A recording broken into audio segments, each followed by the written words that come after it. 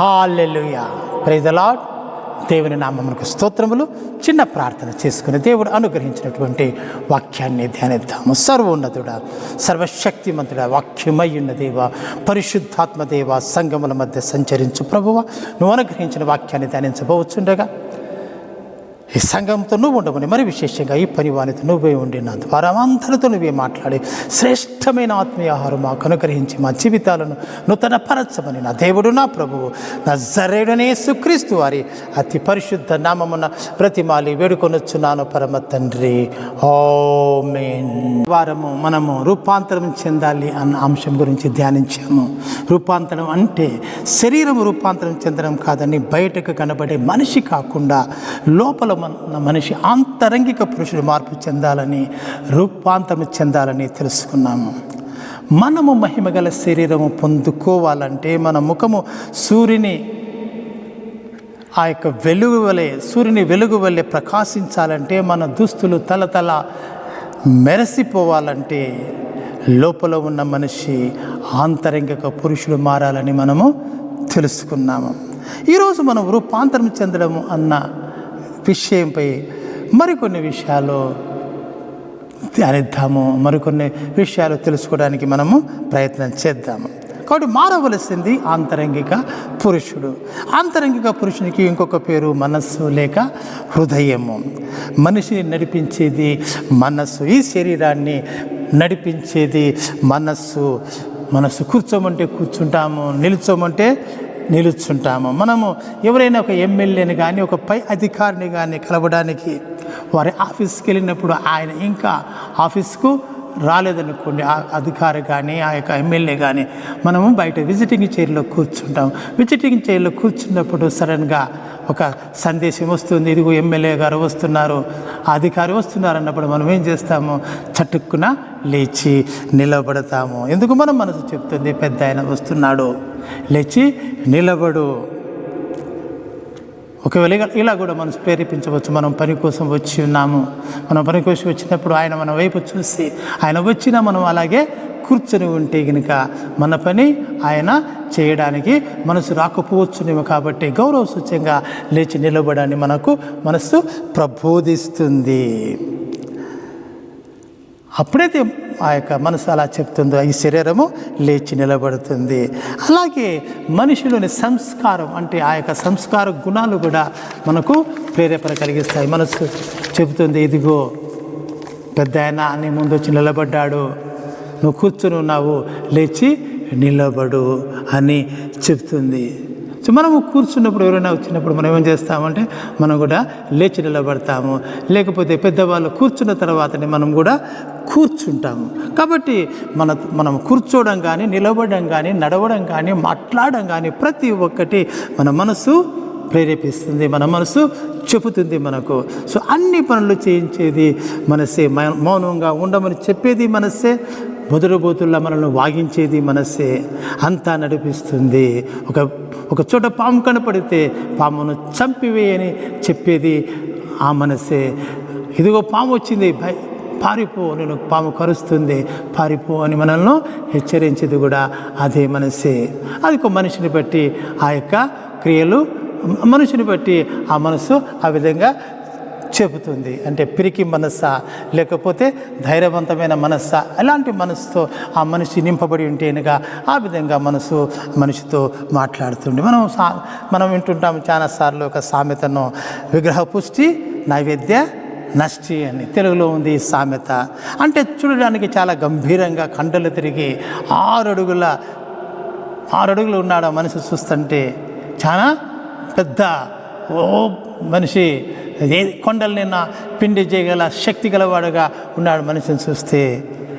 కానీ ఒట్టి పిరికివాడు. చూడ్డానికి ఏమో చాలా పెద్ద స్వరూపము, బాహ్య స్వరూపం చాలా గొప్పగా ఉంది, కానీ లోపల ఒట్టి పిరికివాడు లోపల సరుకు లేదు. అది ఆ సామెత యొక్క మూల అర్థము. మనం వింటుంటాము లేకుంటే విని ఉంటాము ఈ కథను చాలా. అసలు ఒకసారి అయినా జ్ఞాపకం చేసుకుందాం.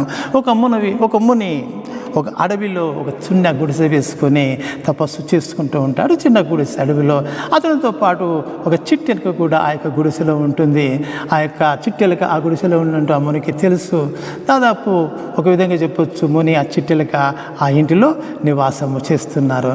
ఒకరోజు ఆ చిట్టెలక అడవిలోనికి వెళ్తుంది ముని యొక్క ఆ యొక్క గుడిసెల నుంచి. అలా వెళ్ళినప్పుడు అది ఒక పిల్లిని చూస్తుంది. పిల్లిని చూస్తానే అది భయంకరంగా, పిల్లి చూసినప్పుడు భయపడి పరిగెత్తుకుంటా పారిపోయి ముని దగ్గరికి వస్తుంది. మునిగారు ఇదిగో నేను ఒక పిల్లిని చూశాను, అది చాలా భయంకరంగా ఉంది, దాన్ని చూస్తే నాకు భయం వేస్తుంది, ఆ పిల్లి నుంచి నన్ను కాపాడు, అది నన్ను తరుముతూ వచ్చింది కొంత దూరము, నేను చటుక్కున లోపలికి వచ్చేసాను, నన్ను కాపాడు, నన్ను రక్షించినప్పుడు ముని దాని మీద జాలిపడి ప్రేమతో దాన్ని పిల్లిగా మార్చేస్తాడు. ఇంకా నువ్వు పిల్లిగా మార్చేసేసాను నిన్ను, ఇక నువ్వు పిల్లిని గురించి భయపడాల్సిన అవసరం లేదు పో అని చెప్పించేసేసి ముని చెప్తాడు. ఎలుక పిల్లిగా మారిపోయింది. పిల్లిగా మారిపోయిన తర్వాత మరొక రోజు అది తిరిగి అడవిలోనికి ప్రవేశించి అడవిలో తిరుగుతున్నప్పుడు ఒక కుక్క దాన్ని చూస్తుంది. ఆ కుక్క పిల్లిని చూసి మురగడం సాగుతుంది. దాన్ని వేటాడడానికి వచ్చినట్టు పరిగెత్తసాగినప్పుడు ఆ పిల్లి కూడా పరిగెత్తుకొని ముని దగ్గరికి వచ్చేసేసి మళ్ళీ అడుగుతుంది, అయ్యా నేను అడవిలోకి వెళ్ళాను, ఒక కుక్కను చూశాను, ఆ కుక్క నా మీదకి నన్ను వేటాడడానికి ఆ కుక్క నా వైపు పరిగెత్తుకుంటూ వచ్చింది, ఇదిగో భయపడి పారిపోయి నీ ముందుకు వచ్చాను, అయ్యా ఆ కుక్క నుంచి నేను రక్షించు, కాపాడు అని మునికి మొరపెట్టినప్పుడు ముని దాన్ని తిరిగి కుక్కలా మారుస్తాడు. ఇదిగో నేను కుక్కలాగా మారుస్తున్నాను, ఇంకా నువ్వు కుక్కను చూచి భయపడాల్సిన అవసరమే లేదని చెప్పేసి దానికి ధైర్యం ఇస్తాడు. అలాగా చిట్టెలక కుక్కగా మారిపోయింది. ఆ చిట్టెలక కుక్కగా మారిన తర్వాత ఆ కుక్క మరొకసారి అడవిలోకి ప్రవేశిస్తుంది.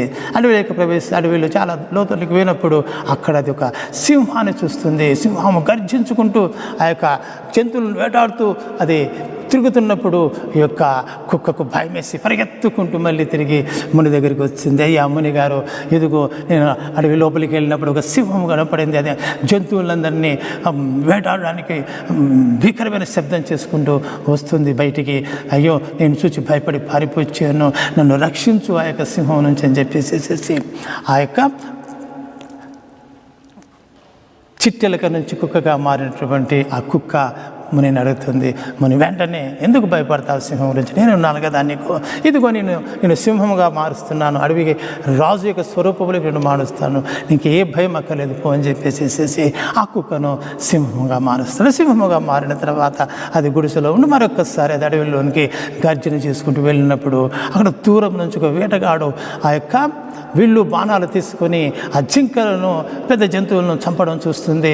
తన వైపు కూడా బాణం గురిపెట్టగా అది పరిగెత్తుకుంటూ మళ్ళీ ముని దగ్గరికి వస్తుంది. అయ్యా ముని గారు, ఇదిగో నేను మళ్ళీ అడవిలోకి వెళ్ళాను, ఒక వేటగాడు జంతువులను వేటాడుతున్నాడు, విల్లు బాణాలు తీసుకొని ఇదిగో నన్ను కూడా చంపడానికి ప్రయత్నం చేస్తున్నాడు అనిపించింది. అయ్యా నాకు భయం అవుతుంది అని చెప్పేసి తిరిగి ముని దగ్గరికి వస్తుంది. అయ్యా ఆ వేటగాడి నుంచి నన్ను కాపాడు అని అడుగుతుంది.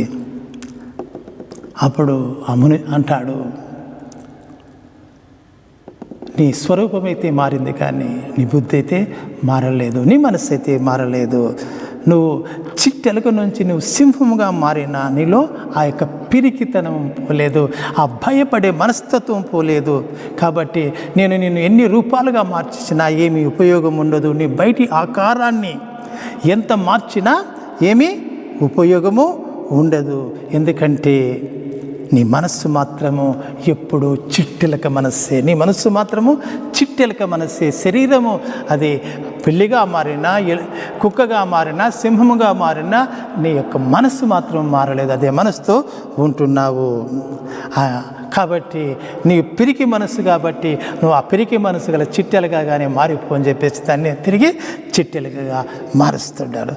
కాబట్టి శరీరము లేక బయట కనపడే మనిషి మనస్సు ఆధీనంలో ఉంటాడు, మనస్సు యొక్క ఆధీనంలో ఉంటాడు. మనస్సు ఎట్లా చెప్తే అట్లా ప్రవర్తిస్తాడు, అట్లా నడుచుకుంటాడు. అదే చేసింది సింహము. శరీరమేమో సింహముదే, ఆకారమేమో సింహముదే, కానీ లోపల చిట్టెలక ఉంది. శరీరం లోపల చిట్టెలక ఉంది. చిట్టెలక మనస్సు ఉంది, పిరికితనముతో ఉంది. అందుకే భయపడి పారిపోయి వచ్చింది. సింహము మనిషిని చూసి భయపడి పారిపోవడము ఎంత విచిత్రమో ఒకసారి ఆలోచించండి. కానీ ఇక్కడ వాస్తవం జరిగినది ఏమిటంటే ఆ సింహము పిరికి మనసుతో నింపబడి ఉంది, చిట్టెలక మనసుతో నింపబడి ఉంది. కాబట్టి మరొకసారి నేను మీకు జ్ఞాపకం చేసేది, మారవలసింది మన యొక్క శరీరము కాదు, మనస్సులో ఉన్న బుద్ధి, మనస్సు ఆలోచించే విధానం మారాలి. మనస్సులో ఉన్న అంతరంగిక పురుషుడు మారాలి. సింహములో నుండి చిట్టెలక బయటికి రావాలి, సింహములో నుండి చిట్టెలక బయటికి వెళ్ళిపోవాలి. ఒకసారి రోమీయులకు రాసిన పత్రిక 12వ అధ్యాయం 2వ వచనం మనం చూద్దాం. మీరు ఈ లోక మర్యాదను అనుసరింపగా ఉత్తమమును అనుకూలమును సంపూర్ణమై ఉన్న దేవుని చిత్తం ఏదో పరీక్షించి తెలుసుకున్నట్లు మీ మనస్సు మరీ నూతనమొకటి వలన రూపాంతరము పొందుడి. వాక్యము చెప్తుంది, మనకు ఒక మనిషి ఎప్పుడు రూపాంతరం చెందుతాడు? అతని మనస్సు నూతన పరచబడడం వల్ల. పాత మనస్సు పోయి క్రొత్త మనస్సు వచ్చడం వలన పాత బుద్ధి, పాత ఆలోచనలు, పాత పద్ధతులు, పాత నమ్మకాలు మొదలగునవన్నీ మారి కొత్త బుద్ధి, కొత్త ఆలోచనలు, కొత్త పద్ధతులు, కొత్త నమ్మకాలతో నింపబడటం వల్ల ఒక క్రైస్తవుని జీవితానికి మారు మనస్సు అనేది మొదటి అడుగు. మారు మనసు పొందకుండా ఒక క్రైస్తవునిగా పిలువబడలేడు. ఒకసారి అపొస్తలుల కార్యము 2వ అధ్యాయము 38వ వచనం చదువుతాం. మీరు మారు మనసు పొంది పాప క్షమాపణ నిమిత్తము ప్రతివాడు యేసుక్రీస్తు నామమున బాప్తిస్మము పొందుడి. ఈ వచనంలో మనం కనుక జాగ్రత్తగా గమనించి కనుక చదివినట్లయితే మనం ఎప్పుడు బాప్తిసం తీసుకుంటాము? ప్రభు అయిన యేసుక్రీస్తును నమ్మినప్పుడు, ఆయన విశ్వసించినప్పుడు. ఆయన దేవుడు, ఆయన రక్షకుడు, నా కొరకు ప్రాణాలు బలిగా ఇచ్చాడు. ఆయన శిలువపై చిందించిన రక్తము నా యొక్క పాపాలను కొట్టివేసింది. ఆయన మరణాన్ని జయించి పరలోకానికి ఆరోహణమైపోయాడు. ఆయన తిరిగి వచ్చి నన్ను పరలోకానికి తీసుకొని వెళుతాడు అని నమ్మినప్పుడు, ఆ నమ్మకం మనలో కలిగినప్పుడు అప్పుడు మనము బాప్తిసము తీసుకుంటాడు. సో మనము ప్రభువును నమ్మేటప్పుడు చేసిన ముఖ్యమైన పని ఏం చేస్తాము? పాపాలను ఒప్పుకోవడము, పాపక్షమాపణ అడగడం చేస్తాం.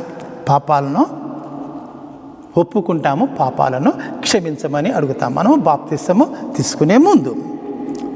ప్రభువా, నేను అబద్ధాలు ఆడాను, నేను దొంగతనం చేశాను, మోసాలు చేశాను, కపటముగా ప్రవర్తించాను, లంచాలు తీసుకున్నాను, తీసుకున్న జీతానికి లేకపోతే నేను తీసుకున్న కూలికి న్యాయము చేయకుండా పని చేశాను, నేను నా యొక్క పని విషయంలో నేను దొంగతనము చేశాను, ఇలా అనేకమైనటువంటి అనైతికమైన నీతి మారిన పనులు చేశాను, పనివారి పట్ల అన్యాయంగా ప్రవర్తించాను, గర్వము, అసూయ, పగతో నింపబడి జీవించాను, బూతు మాటలు, కొట్లాటలు ఒక అలవాటుగా నేను జీవించాను. ఇలా మనిషి తాను గతములోని తన ప్రవర్తనను, తన యొక్క స్వభావాన్ని ప్రభువు దగ్గర ఒప్పుకొని ఆ పాత ప్రవర్తన, ఆ యొక్క పాత స్వభావం వల్ల నేను నీకు విరోధంగా పాపం చేశాను, నా పాపాలను క్షమించు. ఇక ఇలాంటి పాపాలు చేయకుండా నా పాత స్వభావాన్ని మార్చుకుంటాను, నా పాత ప్రవర్తనను మార్చుకుంటాను, నా పాత బుద్ధిని మార్చుకుంటాను. ఇది మనము అక్కడ బాప్తిస్మం అప్పుడు జరిగేటువంటి ఒక మనసులో ఒక మనిషి యొక్క మనసులో జరిగేటువంటి ఆ యొక్క కార్యక్రమం. అంటే ఇక్కడ ఏమవుతుంది మనం చూసినట్లయితే, ఒక మనిషి బాప్తిస్మం తీసుకునేటప్పుడు ఏమంటున్నాడు? నా మనస్సు మార్చుకుంటాను అని ఒప్పుకుంటున్నాడు. నేను మారు మనసు పొంది ఉన్నానని ఒప్పుకుంటున్నాడు. మారు మనసు లేకుండా మనము క్రైస్తవునిగా పిలువబడలేము. నా పాత స్వభావం మంచిది కాదు, నా పాత ప్రవర్తన మంచిది కాదు, అందుకే పాపము చేశాను అని అన్నప్పుడే మారు మనసుకు మొదటి అడుగు పడింది. నా పాత ప్రవర్తన మంచిది కాదు, స్వభావం మంచిది కాదు, నేను అందుకే పాపం చేశానని ఎప్పుడైతే నువ్వు ఒప్పుకుంటున్నావో, ఎప్పుడైతే నువ్వు ఒప్పుకుంటున్నావో నీ పాపాలను, నీ పాత స్వభావాన్ని కూడా నువ్వు ఒప్పుకుంటున్నావు. ఒకసారి మనం లూకాసు వార్త 3వ అధ్యాయం 7 నుంచి 9 వచనాలు చదువుతాం. అతడు తన చేత బాప్తిసం పొందవచ్చిన జన సమూహములను చూచి, సర్ప సంతానమా, రాబో ఉగ్రతను తప్పించుకొనుటకు మీకు బుద్ధి చెప్పినవాడు ఎవడు? మారు మనసుకు తగిన ఫలములు ఫలించుడి. ఇప్పుడే గొడ్డలి చెట్ల వేరున ఉంచబడి ఉన్నది కనుక మంచి ఫలము ఫలించని ప్రతి చెట్టును నరకబడి అగ్నిలో వేయబడునని చెప్పాను.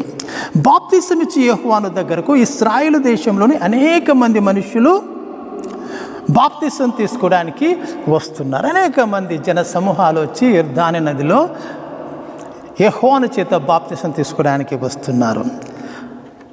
యోహాను ఎలా సంబోధిస్తున్నాడు వాళ్ళను, ఆ మనుషులను ఏమని సంబోధిస్తున్నాడు?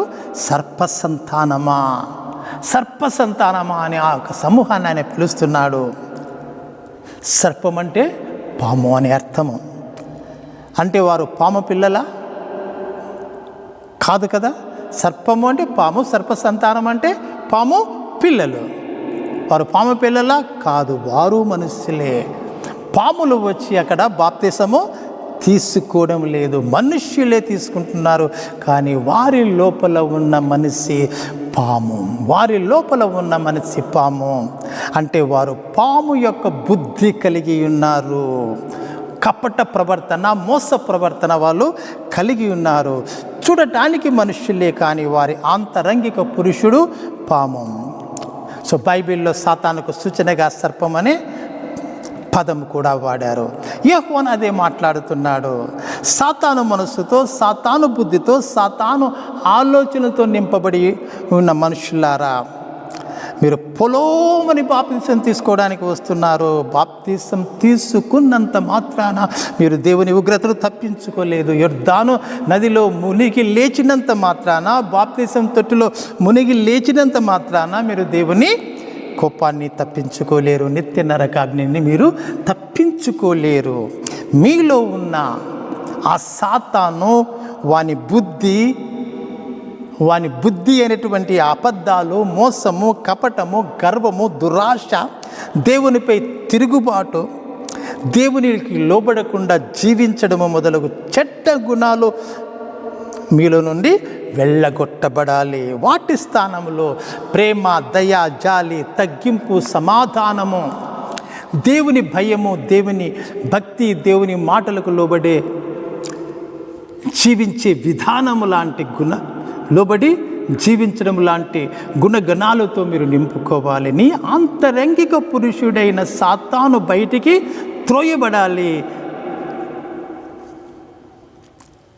ఆ సాతాను తోసివేసి దేవునితో నింపుకోవాలని బాప్తిసమిచ్చి యోహాను చెప్పుచున్నాడు. అంత మాత్రమే కాకుండా, నేను సాతాను బయటికి పంపించి వేశాను, దేవుని నా మనస్సులో ప్రతిష్ఠించుకుంటానని నువ్వు పైకి చెప్తే సరిపోదు, ఊరికి మాట్లాడితే సరిపోదు, కపటంగా నువ్వు ఆ విధంగా ప్రకటిస్తే సరిపోదు. దానికి తగ్గట్టు నీవు ఇతరుల మనుషుల పట్ల దయ, జాలి కలిగి జీవించాలి. నిస్వార్థమైన ప్రేమను మీరు చూపించాలి. నీ గర్వపు ప్రవర్తనను పక్కన పెట్టాలని చెప్తున్నాడు. అది ఆయన చెప్పే మాట ఏంటంటే, మారు మనసుకు తగినట్లు ఫలములు ఫలించండి అని అక్కడ మాట చెప్పినట్లుగా మనము చూస్తున్నాము. సో నేను పైన చెప్పిన మాట అర్థమైందా?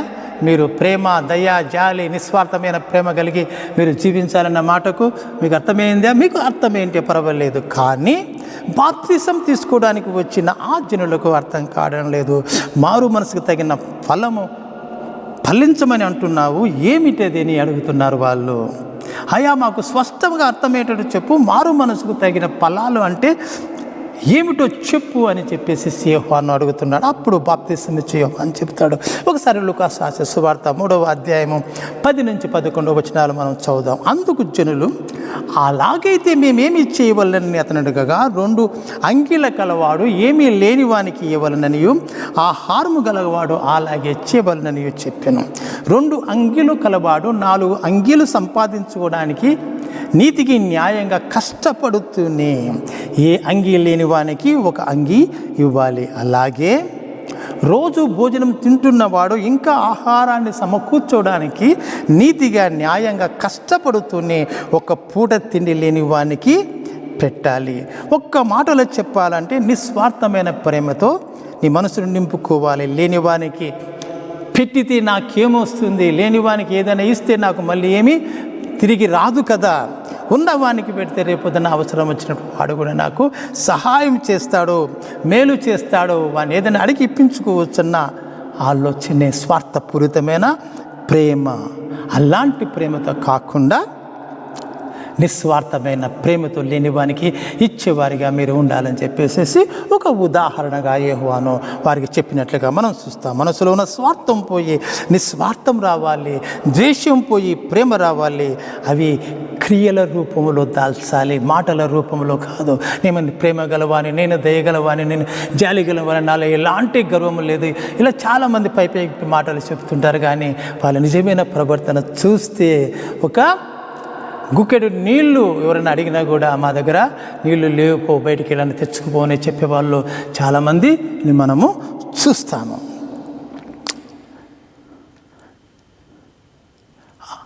ఎప్పుడైతే ఆ యొక్క మాటలు క్రియల రూపంలో దాల్స్తాయో అప్పుడు మారు మనస్సు పొందినట్టు. అది నిజమైన మారు మనస్సు పొందినట్టు. పాత స్వభావమైనటువంటి ద్వేషము, కోపము, గర్వము, అహంకారము, స్వార్థపూరితమైన ప్రేమ, నేనే ఎదగాలి, నా వాళ్ళే ఎదగాలని ఇది పోయేసేసేసి కొత్త స్వభావము, ప్రేమ, దయ, జాలి కలిగి నిస్వార్థమైన ప్రేమతో నింపబడను. అప్పుడు మనిషి మారు మనసు పొందినట్టు. అప్పుడు ఒక మనిషి యొక్క మనసు రూపాంతరం చెందినట్టు. మనం గమనించినట్లయితే చాలామంది బాప్తిస్వం ఎటువంటి మారు మనసు లేకుండా తీసుకుంటున్నారు. ఒక ఆచారమనో లేకపోతే ఒక అలవాటనో, నాకు ఈ వయసు వచ్చింది కాబట్టి నేను బాప్తిస్వం తీసుకోవాలా, నేను పెళ్లి చేసుకోవాలి కానీ నేను బాప్తిస్వం తీసుకోవాలా, లేకపోతే నేను బాప్తిస్వం తీసుకుంటే నాకు కార్యాలు జరుగుతాయి, దేవుని ఆశీర్వాదాలు వస్తాయి, నాకు ఉద్యోగం వస్తుంది, నా ఆస్తి వృద్ధి చెందుతుంది, నా వ్యాపారములు నేను అభివృద్ధి పొందుకుంటాను అని చాలామంది బాప్తిసం తీసుకునేవారు ఉన్నారు. ఆశీర్వాదాల కోసం బాప్తిసం తీసుకునే వాళ్ళు ఉన్నారు. కానీ బాప్తిసం యొక్క ముఖ్య ఉద్దేశము, బాప్తిసం మనం తీసుకోవలసింది పాప క్షమాపణ కోసం మనము బాప్తిసం తీసుకోవాలి. మన పాపాలను తొలగించుకోవడానికి మనము బాప్తిసం తీసుకోవాలని చెప్పేసి మారు మనస్సు పొంది, మారు మనస్సు తగిన ఫలాలు ఫలించాలి అన్న మనసు ఉంటేనే ఆ యొక్క బాప్తిసం తీసుకోవాలని ప్రభుపేట నేను మనవి చేస్తున్నాను. ఒక క్రిస్టియన్గా పిలువబడాలంటే, ఒక క్రైస్తవుడిగా పిలువబడాలంటే మారు మనసు ఖచ్చితంగా పొందాలి. మనసులో ఉన్నటువంటి ఆ యొక్క జంతు బుద్ధి పోవాలి. ఆ యొక్క జంతు యొక్క బుద్ధి అంటే ఆంతరంగిక పురుషుడు, మనలో ఆంతరంగిక పురుషుడు ఒక నెమలి కావచ్చు, ఒక పాము కావచ్చు, ఒక నక్క కావచ్చు, ఒక కుక్క కావచ్చు, ఒక పంది కావచ్చు, ఇంకా మనము గమనించినట్లయితే ఎలాంటి క్రూర ముఖమో కావచ్చు. సో అది ఎలాంటిదైనా, వాళ్ళు ఎలాంటి జంతు స్వభావం మనము కలిగి ఉన్నా అది బయటికి రావాలి. సింహములో యొక్క మనస్సులో ఆ యొక్క ఎలుక అలాగే ఉండి దాన్ని ఎలాగైతే దాన్ని ఆ యొక్క పనికిరాని సింహముగా చేసిందో అలా కాకుండా ఆ జంతువును మనము బయటికి రప్పించాలి. బయటికి వెళ్ళిపోయి ఏం చేయాలి? ఆ జంతు స్వభావం బయటికి వెళ్ళిపోయి దేవుని స్వభావంతో నింపబడాలి, దేవుని బోధలతో నింపబడాలి. మనం దేవుని మనస్సులో ఉన్న ఆ యొక్క సాతాను స్థానము దేవుని మనస్సుగా మారాలి. మన మనస్సు నిజంగా దేవుని ఆలయము. దేవుడు సృష్టించినప్పుడు ఇది దేవుని ఆలయము, మన హృదయము దేవుని ఆలయం. కానీ దాన్ని మనము సాతాను బయటికి పక్కకు తోసేసి దేవునికి తిరిగి మనం స్థానం ఇవ్వాలి. మనం చూస్తాము, ప్రభువైన యేసుక్రీస్తు వారు పరలోకం నుండి భూమి మీదకి వచ్చి నివసించి పరలోక రాజ్య సువార్త ప్రకటించి మొదలుపెట్టినప్పుడు మొట్టమొదటిగా ప్రభు పలికిన మాట, మారు మనసు పొంది సువార్త నమ్ముడని చెప్పుచ్చు, దేవుని సువార్త ప్రకటించచ్చు, గలిలేకు వచ్చు. మార్కు సువార్తలో ఈ మాట మనం చూస్తాం. మొదటి అధ్యాయంలో ప్రభు చిత్తులు ఈ మాట మనకు తెలియజేస్తుంది. ఒక మనిషి సహజంగా పుట్టినప్పుడే చెడ్డ బుద్ధితో, చెడ్డ ఆలోచనలతో నింపబడి ఉంటాడు.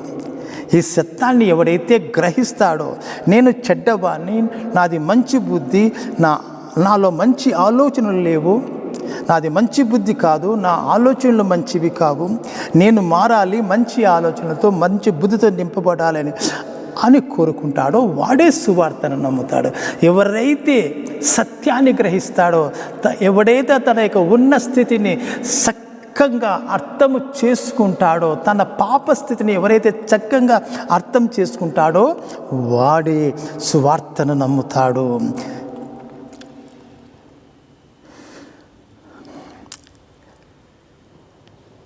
ఎందుకు? చెడ్డ బుద్ధితో, చెడ్డ ఆలోచనతో తాను చేసిన పాపాలను, దోషాలను కడుక్కొని ఇంకా ఇలాంటి తప్పులు, దోషాలు చేయకూడదని. ఎందుకు ఆ యొక్క సువార్త నమ్ముతాడంటే, చెడ్డ బుద్ధితో, చెడ్డ ఆలోచనలు తాను చేసిన దోషాలను ఒప్పుకొని ఇక ఇలాంటి తప్పులు, దోషాలు చేయకూడదని. అలాంటి వాడు నమ్ముతాడు. నాలో ఏ చెడ్డ బుద్ధి లేదు, నాలో ఏ చెడుతనము లేదు అనేవాడు సువార్తను నమ్మడు. నాలో సాతాను బుద్ధి లేదనేవాడు సువార్తను నమ్మడు. అలాగే సిలువపై కొట్టించుకున్న ఆ 4 మేకులను ఊడబెరుక్కొని సిలువ మీద నుండి దిగలేని వాడు, ఈయన ఏమి పాపాలు క్షమిస్తాడు, ఈయన ఏమి నన్ను రక్షిస్తాడు అనేవాడు కూడా సువార్తను నమ్మడు. ఈ విషయాల గురించి మనము తర్వాత విపులంగా ధ్యానిద్దాం. సో మనకు పై వాక్యాలన్నీ మనకు బోధించే సత్యము, ఒక మనిషి మారు మనసు పొందకుండా మనసు రూపాంతరము చెందకుండా నిజమైన క్రైస్తవునిగా పిలువబడలేడు. పాపాలు ఒప్పుకొని, పాప క్షమాపణ పొందుకొని, పాపరహిత జీవితం కోసము ప్రయాసపడేవారు మాత్రమే నిజమైన క్రైస్తవులు. నిజ క్రైస్తవుడు అంటే యేసయ్య యందు పూర్ణ విశ్వాసము గలవాడు, యేసయ్య మాటలను సంపూర్ణంగా నమ్మేవాడు, యేసయ్య మాటలకు సంపూర్ణంగా జీవించేవాడు. అలాంటి వాడే నిజమైన క్రైస్తవుడు. కానీ ఎంతమంది క్రైస్తవులు అలా ఉంటున్నారు? వేళ్ల మీద లెక్క పెట్టవచ్చు నిజమైన క్రైస్తవులని. ప్రభు పేరిట నేను మీకు మనవి చేస్తున్నాను. క్రైస్తవుడుగా కాదు, ఒట్టిగా క్రైస్తవుడుగా పిలువబడితే సరిపోదు, నిజమైన క్రైస్తవుడుగా పిలువబడాలి, రూపాంతరం చెందాలి. ఎందుకంటే రూపాంతరం చెందకుండా ఎవ్వరు కూడా నిజమైన క్రైస్తవుడుగా పిలువబడడు. అలాగే ఇంకొక మాట కూడా నేను ఇక్కడ మీకు జ్ఞాపకం చేస్తున్నాను. రూపాంతరము చెందకుండా మహిమగల శరీరం పొందుకోలేము, మనము పరలోక రాజ్యములో ప్రవేశింపలేము. అందుకే భక్తుడైన పౌలు రోమాలో ఉన్న క్రైస్తవులకు చెబుతున్నాడు. ఎక్కడున్నారు ఈ క్రైస్తవులు? రోమియోలకు రాసిన పత్రిక కాబట్టి నేను మరొకసారి జ్ఞాపకం చేస్తున్నాను. రోమాలో ఉన్నటువంటి క్రైస్తవులతో చెప్తున్నాడు. బహుశా వారు క్రొత్తగా క్రైస్తవులుగా మారిన అన్యజనులు కావచ్చు, లేకపోతే యూదులు కూడా అయి ఉండవచ్చు. సో 12:2 చెప్పిన మాట ఒక్కసారి జ్ఞాపకం చేస్తాను. మనస్సు మారి కొత్త మనస్సుగా మారాలి. అలా మీరు కొత్త మనసును ధరించుకొని రూపాంతరము పొందండి, నిజమైన క్రైస్తవులుగా మారండి. ఎలా క్రొత్త మనసు వస్తుంది? మనసు క్రొత్తది అంటే గుండె మార్పిడి కాదు, గుండెను మార్చినట్లు మార్చేది కాదు. మనం చూస్తున్నాం గుండె మార్పిడి ఆపరేషన్లో డాక్టర్ల దగ్గరికి వెళ్తే సేనగా చెడిపోయిన గుండెను తీసేసేసి మంచి గుండెను పెడుతూ ఉంటారు. అది కాదు. అలా మనసు మార్పిడి జరగదని ప్రభుపేట మనవి చేస్తున్నాను.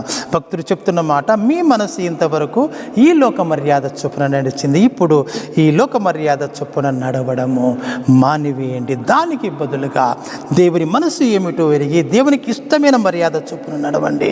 దేవుని యొక్క మాటలను ప్రమాణముగా తీసుకొని, దేవుని యొక్క మాట ప్రమాణము తీసుకొని ఇన్ని రోజులు మీ మనసులో ఉన్న ఈ లోకానుసారమైన మాటలు, బోధలు, ఉపదేశాలు తీసివేయండి. దేవుని మాటలు, బోధలు, ఉపదేశాలతో నింపుకోండి. మీ మనసును కొత్తగా మార్చుకొని రూపాంతరం చెందండి. నిజ క్రైస్తవులుగా మారని చెప్తున్నాడు. వీరు కొత్తగా మారారు. వాళ్ళు ఇంకా అన్యజనుల బుద్ధులు ఉండొచ్చు, లేకపోతే ఇంకా యూద మతాచారుల వాళ్ళు ఉండొచ్చు. కాబట్టి వాళ్ళు క్రైస్తవులుగా మారారు కానీ నిజమైన క్రైస్తవులుగా ఇంకా మారలేదు. అందుకే భక్తుడైన పౌలు వాళ్ళతో చెబుతున్నాడు. మీకు ఎందుకు అలనాడు భక్తుడైన పౌలు రోమా పట్టణంలో క్రైస్తవులకు రాసిన మాటలను జ్ఞాపకం చేస్తున్నాను అంటే, అనేక మంది క్రైస్తవులు ఈ రోజుకు కూడా ఇంకా అలాంటి దశలో ఉన్నారు. క్రొత్తగా క్రైస్తవులుగా మారిన వారు మొదలుకొని క్రైస్తవులు, మేము పుట్టుకతో ఉన్న క్రైస్తవులను అనుకున్న వారు 5, 10, 20, 25, 30, 40 సంవత్సరాల క్రైస్తవులుగా పిలువబడుతున్న వారు కూడా ఇంకా ఈ లోకానుసారమైన మర్యాద చొప్పున జీవిస్తున్నారు. ఆ పాత ఆలోచనలు, ఆ పాత బుద్ధులు ఇంకా మారలేదు. ఇంతకుముందు సామెతలో మునుపు చెప్పినట్లు ఆకారము సింహముదే కానీ బుద్ధి మాత్రము చిట్టిలకది, బుద్ధి మాత్రము పాముది, బుద్ధి మాత్రము నక్కది, బుద్ధి మాత్రము కుక్కది, బుద్ధి మాత్రము పందిది, బుద్ధి మాత్రము తోడేలుది, బుద్ధి మాత్రము క్రూర మృగానిది. చంకలో బైబిల్ ఉన్న బ్యాగు, తెల్లని వస్త్రాలు, నిలువుటంగిలు, పట్టు చీరలు, రకరకాల కోట్లు, టైలు, మెడలో సిలువ బ్రహ్మ, సిలువను విరలాడ తీసుకోవడము, యేసయ్య నా రక్షకుడు అని ఆ యొక్క సిలువ గుర్తును, ఈ యొక్క మాటలను టాటూగా చెక్కించుకోవడము, ఆదివారానికి మందిరానికి వెళ్ళడము, పాటలు పాడడము, ప్రార్థన చేయడము, హల్లెలూయా ప్రైజ్ ది లార్డ్ అని గట్టిగా కేకలు వేయడము, వాళ్ళందరినీ చూసిస్తారు. ఎంతో గంభీరంగా కనపడతారు. ఈ యొక్క డ్రెస్సులతో, ఈ యొక్క మాటలతో ఎంతో గంభీరంగా కనపడతారు. అబ్బో ఈయన నిజమైన క్రైస్తవుడు, అబ్బా ఎంత గొప్పగా మనము కనపడుతున్నాడని చెప్పేసి చాలా గొప్ప బిల్డప్ ఇస్తారు వాళ్ళు. మేము నిజమైన క్రైస్తవులము, మారిన క్రైస్తవులము, యేసయ్యను పోలిన వారం అన్నట్టు బిల్డప్ ఇస్తున్నారు. కానీ వాళ్ళు ఇంకా అదే బుద్ధి, అదే కోపము, అదే ద్వేషము, కొట్లాటలు, అసూయ, గర్వము, దురాశ, కపటము, మోసము, ముందొక మాట వెనకొక మాట, అబద్ధాలు, ఆధిపత్యము, ఎవరిని క్రింద వేసి అనగొద్దకి పైకి వెళ్ళాలి అని మొదలగు పుట్టుకతో వచ్చిన గుణాలే, లోకంతో పాటు నేర్చుకున్న గుణాలే. బుద్ధిలో మార్పు ఉండడము లేదు, బుద్ధిలో మార్పు ఉండడము లేదు. దేవుని మాటలు, ఉపదేశాలు కేవలము నోటి వరకే, పైకి పలకడానికి మాత్రమే, ప్రైజ్ ది లార్డ్ హల్లెలూయా అని గట్టిగా అరవడము పెదవుల వరకు మాత్రమే, అవి మనస్సులోనికి పోవడం లేదు. నిజమైన స్థుతి ఉండడం లేదు, నిజమైన దేవుని మాటలు, దేవుని వాక్యాలు ఉండడం లేదు, పదదాన్ని ప్రాలదోడడం లేదు. ఎలా మరి? ఎందుకంటే సత్యం ఏమిటంటే, రూపాంతరం చెందకుండా మనము పరలోక రాజ్యంలో ప్రవేశింపలేము. అంతేకాదు ఈ లోక రీత్యా కూడా మనము ఎలాంటి ఆశీర్వాదాలు కూడా పొందుకోలేము. శ్రేష్టమైన ఆశీర్వాదాలు, శాశ్వతమైన ఆశీర్వాదాలు మనము పొందుకోలేము. అంత మాత్రమే కాకుండా పరలోక రాజ్యము, నిత్య జీవం కాడ ఇంకా ఏముంది? నిత్య నరకాగ్ని. బైబిల్లో నరకం గురించి ఎక్కువ విపులంగా చెప్పలేదు. పరలోక రాజ్యం అంత విపులంగా పరిశుద్ధ గ్రంథంలో నరకం గురించి వ్రాయలేదు. కొన్ని వచనాలు మాత్రమే మనం నరకం గురించి చూస్తాము. మార్కు సువార్త 9:44 వ్రాయబడి ఉంది, అగ్ని గల నరకము, ఆరని అగ్ని గల లోకం అని వ్రాయబడి ఉంది. అలాగే మార్కు 9:48 వ్రాయబడి ఉంది, నరకములోన వారి పురుగు చావదు, అగ్ని ఆరదు. అలాగే యెషయా గ్రంథం 14:11 వ్రాయబడి ఉంది, పాతాళములో వేయబడును, నీ క్రింద పురుగులు వ్యాపించెను, కీటకములు నిన్ను కప్పును. అలాగే లూకా సువార్త 16:23 మనం చూస్తాము. అక్కడ మనము నరకమును పాతాళ లోకం అని కూడా పిలిచినట్లుగా మనము చూస్తాము. అలాగే 16:24 మనం చూస్తాము, దాహము తీరదు, అగ్ని జ్వాలలో ఉంటూ యాతన పడుతూ ఉంటారు. అలాగే 28 రాయబడి ఉంది, అది వేదనకరమైన స్థలము, అది వేదనకరమైన స్థలము. నరకం అంటే అగ్ని జ్వాలతో నిండిన లోకము. మనిషి చావదు, అతని ఆత్మ చావదు, బహువేదన యాతన ఉంటుంది, విపరీతమైన దాహము, కానీ అది తీర్చుకునే అవకాశం ఉండదని క్లుప్తంగా వాయబడి ఉంది బైబిల్లో. ఈ మధ్య నేను ఒక హిందూ భక్తుడు యొక్క విషయాలను ప్రకటించే అతను మాట్లాడుతుంటే నేను విన్న మాట, అతను చెప్తుంటాడు, మా గరుడ పురాణంలో వ్రాయబడి ఉంది. అక్కడ మనం ఇక్కడ 40 డిగ్రీల సెంటిగ్రేడ్స్కి మనము అయ్యో ఏసీ కావాలి అంటుంటాము. 40 దాటి ఆ ఏసీ కూడా పనిచేయదు. కానీ అక్కడ నరకలోకంలో 150 డిగ్రీల సెంటిగ్రేడ్ టెంపరేచర్ ఉంటుంది. వేడి ఇసుకలో కిలోమీటర్లు మనల్ని పరిగెత్తిస్తుంటారు. అక్కడ యమదేవతలు ఉండేసేసేసి ఆ యొక్క కొరడాలు తీసుకొని ఈపు మీద పిల్లల మీద గట్టిగా మోస్తుంటారు. మనము పరిగెత్తుకుంటూ పోవాలి, ఆగనీరు మనల్ని, అంత శిక్ష పెడతారు అక్కడ నరకములో. ఎందుకు ఈ నరక శిక్షకు మీరు పాత్రలు కావాలని చెప్తున్నాడు. అలాగే అతను చెప్తున్నాడు, రకరకాల పాపాలకు రకరకాల శిక్షలు ఉంటాయని. కల్తీ నూనె, కల్తీ పాలు, కల్తీ పారంపొడి మొదలగు వాటిని కల్తీగా చేసి భూమి మీద అమ్మే వారికంట సలసల కాగే నూనెలో ముంచి తేలుస్తుంటారంట. వేడి నీళ్ళలో మనం చూస్తుంటాం, బజ్జీలు వేసుకుని లాంటి ఆ నూనెలో ఒక బజ్జీ నద్దినట్టు మనిషి నద్ది పైకి అదనము పైకి చేస్తుంటే, ఇది గరుడ పురాణంలో వ్రాయబడిందని అతను చెప్పాడు. అలాగే అన్యాయంగా దుర్మార్గంగా ప్రవర్తించి ఆస్తులను సంపాదించుకున్న వారిని, భూ కబ్జాలు చేసుకున్న వారిని, దోచుకున్న వారిని, అన్యాయంగా బలహీన నుంచి దోచుకున్న వారిని నరకంలోనంట ఆ యొక్క కారడవిలోనికి తీసుకెళ్ళి వేచేసి ఆ యొక్క గ్రద్దలకు ఆహారంగా పెడతారంట. గ్రద్దలు వచ్చి ముక్కుతో పడుచుకొని తింటాయంట. మాంసం బయటికి వేస్తుందట, మళ్ళీ మాంసం వస్తుందట, మళ్ళీ ఆ విధంగా ఆ నరక యాతన పెడుతూనే ఉంటారంట. ఆ బాధ తట్టుకోలేక అరుస్తూనే ఉంటారు, కానీ ఆ గద్దలు చెప్పికుతూనే ఉంటాయంట. ఎందుకంటే ఆ యొక్క ఆత్మ చావదు. అలాగే తల్లిదండ్రుల ఆశలు వాయించుకొని వృద్ధ వయస్సులో బయటికి గంటేసి వారిని, తల్లిదండ్రులను ఆస్తిని లాక్కొని ముసలి వయసులో వాళ్ళని ఆదరించకుండా బయటికి ఎంటేసిన వారిని తల క్రిందులుగా వేలాడదీసి, కిందంట మంట పెడతారంట. ఒక చెట్టుకు వేలాడదీసేసి తల కింద కాళ్ళు పైన పెట్టి క్రింద పెద్ద అగ్ని మంట వేస్తారంట. ఆ మంటలో ఆ శరీరం కాల్తుంటుంది, కానీ ఆ శరీరం చావదు. కేకలు వేసి భయానకరంగా ఆరుస్తుంటారంట. అలాగా రకరకాల పాపాలకు రకరకాల శిక్షలు ఉన్నాయని దాంట్లో వ్రాయబడింది చెప్తున్నాడు.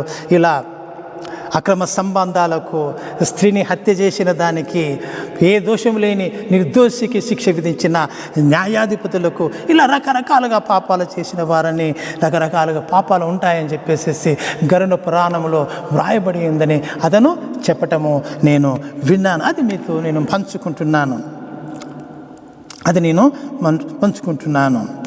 ఇవి ఎంతవరకు సత్యమో నేను చెప్పలేను, ఎందుకంటే శిక్షల గురించి విపులంగా బైబిల్లో వ్రాయలేదు. అలాంటి శిక్షలే ఉండవచ్చు, లేక ఉండకపోవచ్చు, ఏదైనా ఉండవచ్చు. అయితే ఒకటి మాత్రం సత్యము, శిక్ష అయితే తప్పకుండా ఉంటుంది. మనం చూస్తాము లూకాసు వార్త 16వ అధ్యాయంలో అగ్ని జ్వాలలో తీరని దాహంతో ఉన్నటువంటి ధనవంతుణ్ణి, కేకలు వేస్తున్న ధనవంతుని మనం చూస్తాము. కాబట్టి మనస్సు రూపాంతరము చెందకుంటే పరలోక రాజ్యము, ఈ లోకపు ఆశీర్వాదాలు పోగొట్టుకోవడమే కాకుండా భయంకర వేదనలతో కూడిన శిక్షలు మనం నిత్యము జీవించవలసి ఉంటుంది. వేదనకరమైన ఆస్థానంలో నివసించవలసి వస్తుంది. మనం బైబిల్ నమ్ముతూ ఉంటే, పరలోక రాజ్యాన్ని నమ్ముతూ ఉంటే, ఈ భూలోకాన్ని నమ్ముతుంటే, నరకలోకాన్ని, నిత్య నరకాన్ని కూడా మనము నమ్మాలి. అలాగే అంత మాత్రమే కాకుండా ఈ లోకరీత్యా కూడా మనము శపించబడతాము. రూపాంతరము చెందకపోతే సాతానుకు అప్పగింపబడతాము. కాబట్టి ఈ పరిస్థితులకు అప్పగింపబడకుండా కూడా మనము రూపాంతరం చెందాలి. ఈ పరిస్థితులు అప్పగింపకూడదన్న దాన్ని బట్టి అయినా మనము రూపాంతరం చెప్పాలి. ఎందుకంటే మనకు వేరే మార్గము లేదు. తప్పకుండా రూపాంతరం చెందాలి. మన వంతుగా ప్రస్తుతమైతే మన వంతుగా మనము చదువుతున్న బైబిల్లోని దేవుని మాటలు, వింటున్న దేవుని మాటలను హృదయంలో స్థిరపరుచుకొని వాటికి లోబడి జీవించడానికి ప్రయాసపడదాము, రూపాంతరం చెందడానికి ప్రయాసపడదాము. మరి వచ్చే వారంలో మరికొన్ని విషయాలు మనము తెలుసుకుందాము. ప్రస్తుతానికైతే మనము మన మనస్సులో మన యొక్క దేవుని యొక్క స్థిరపరచుకుని ముందుకు సాగుదాము. ప్రభువును అడుగుదాము, కృప చూపమని తలలు వంచండి, ప్రార్థిద్దాము. సర్వోన్నతుడా, సర్వశక్తిమంతుడా, నువ్వు అనుగ్రహించిన వాక్యాన్ని బట్టి నీకు స్తోత్రం చెల్లిస్తున్నాను. అవును ప్రభు, నిత్య నరకాగ్ని ఉంది, పరలోక రాజ్యం ఉంది, ఈ లోకపు ఆశీర్వాదాలు ఉన్నాయి, ఈ లోకపు శాపాలు ఉన్నాయి ప్రభు. అవును ప్రభు, మేము మా యొక్క మనసును నూతన పరచుకోకపోతే, మేము రూపాంతరం చెందుకోకపోతే నా దేవా నీ ఉగ్రతకు మేము పాత్రలమవుతాం తండ్రి. నాయన కృప చూపుము తండ్రి. ఇక్కడ ఉన్న ప్రతి బిడ్డ మనసును ముట్టమని, నూతన పరచమని, రూపాంతరము చెందుటకు నాయన ప్రేరణ కలిగించమని, నీ వాక్యాలు, నీ బోధనలు, నీ ఉపదేశములు హృదయంలో చొప్పించున్నట్లు, వాటిని స్థిరపరచుకున్నట్లు అయ్యా కృప చూపి ఆ మనసును నూతనపరిచి నడిపించమని, అయ్యా సదాని కాపుదల ఉంచుకోమని, శ్రేష్టమైన దీవెనలు కుమ్మరించమని నా దేవుడు, నా ప్రభు, నజరేయుడైన యేసుక్రీస్తు వారి అతి పరిశుద్ధ నామమున బ్రతిమాలి వేడుకొనుచున్నాను పరమ తండ్రి. Amen. Praise the Lord. God bless you. దేవుని నామమునకు స్తోత్రం.